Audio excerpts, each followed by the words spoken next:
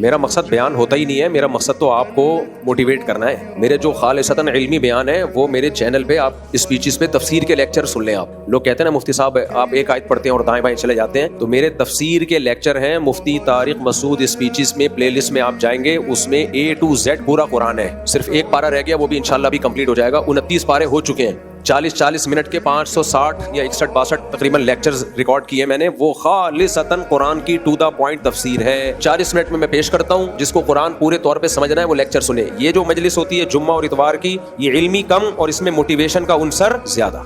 थोड़ी सी बात है लेकिन उस पर मोटिवेट करना है, अमल पे लाना है। तो अमल पे लाने के लिए पान गुटके की मिसालें भी आएंगी, वाकयात भी आएंगे, थोड़ा बहुत तंज़ो मिज़ाह भी होगा ताकि आप बोर ना हो।